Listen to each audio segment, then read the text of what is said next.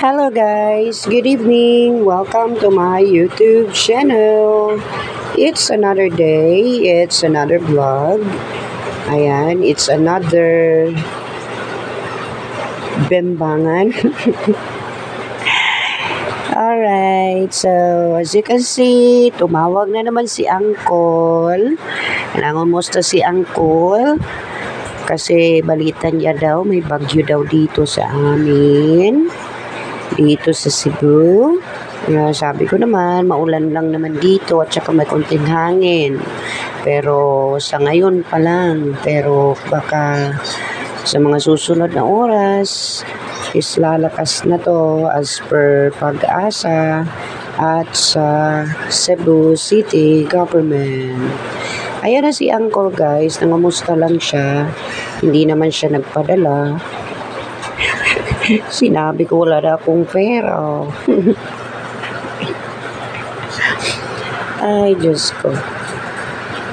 Ganyan lang kami guys.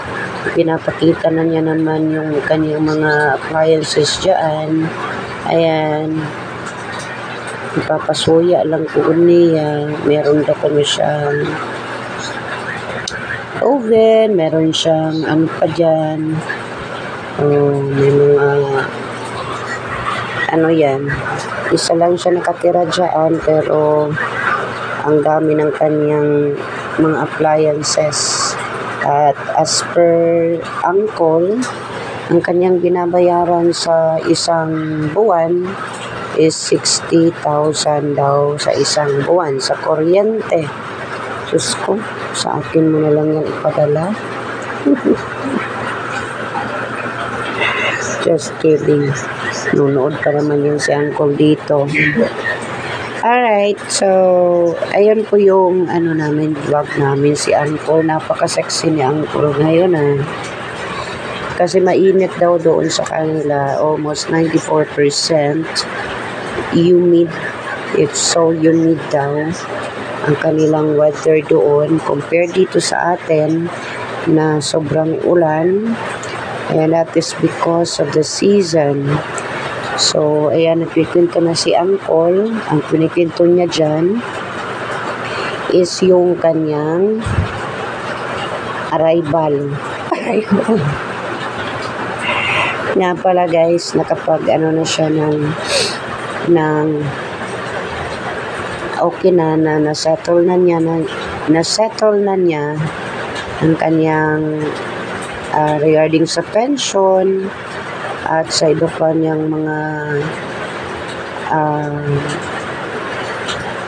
mga dapat gawin doon sa Australia.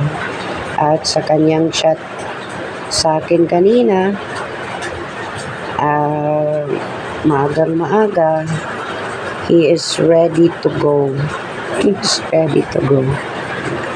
Ayan po si Uncle. Si Uncle Opaw. Suko na po din siya.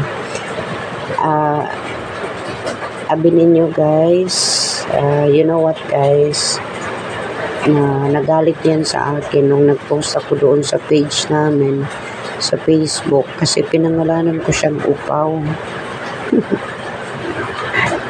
Alam niya pala yung Upaw.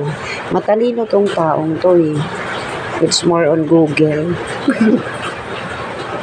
Pinugel niya.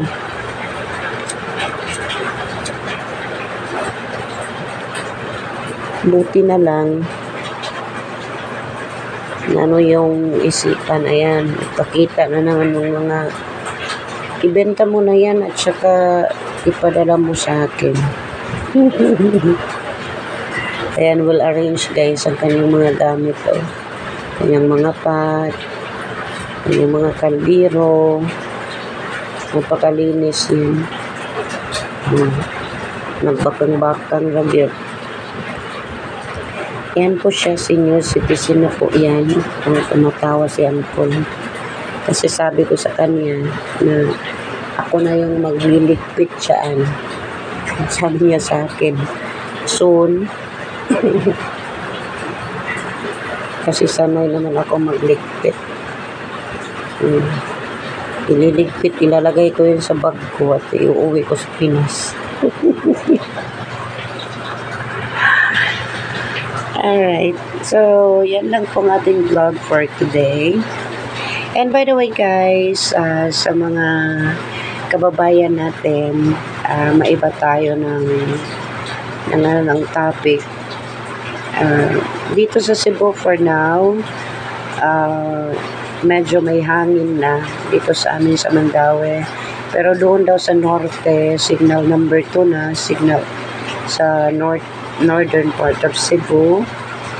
At dito sa amin, mga mamaya daw madaling araw maglalandfall. Yan po yung sabi. So mag-iingat po tayong lahat kasi ang bagyo na to na si Tino is marami siyang paglalandfallan na area. Parang Odette lang yung style. Landfall dito, landfall doon sa ibang lugar. So marami talaga siyang sinisira. So ang dapat natin gawin ngayon is magdasal tayo ng bonggang-bongga na sana matunaw, mag-iba yung direksyon ng bagyo o magpa-west, na yan, Philippine Sea. Ayan, nagpakita na si Uncle ng kanyang banana bread na ginawa niya daw na para siyang toasted bread. Ang sexy ni Uncle, no?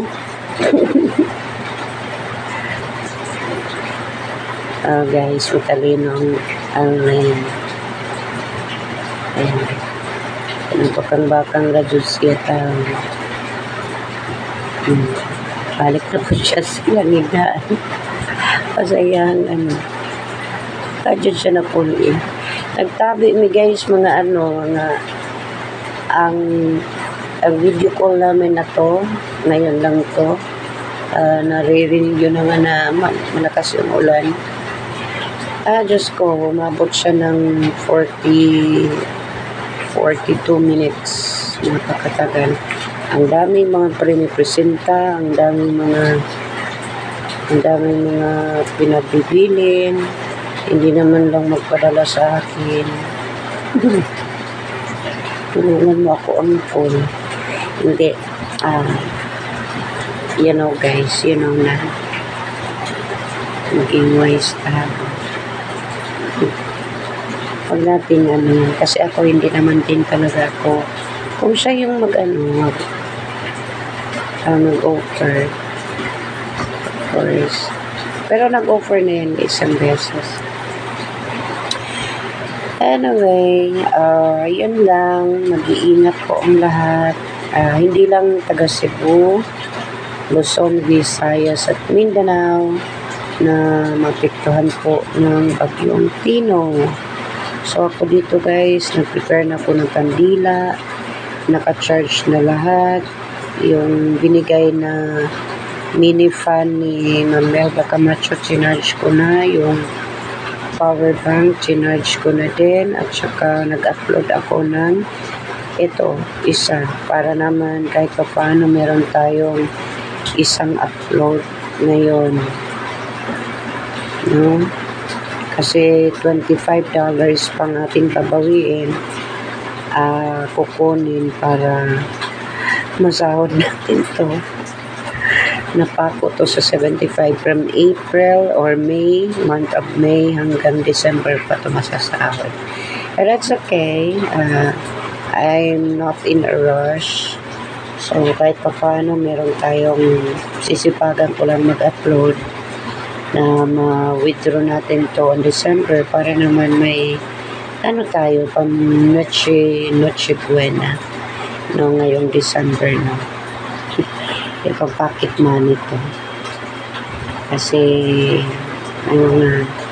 na tayo, may mga itinerary na tayo mapupunta. Yun lang mga kabunso at sa lahat ng mga nakikinig dito ngayon at nanonood sa aking YouTube channel. Pagpasensya niyo na po guys ang nasa screen. Nag-ano yan, nagliligaw. Ayan na. Kaya na nasaba na siyang call.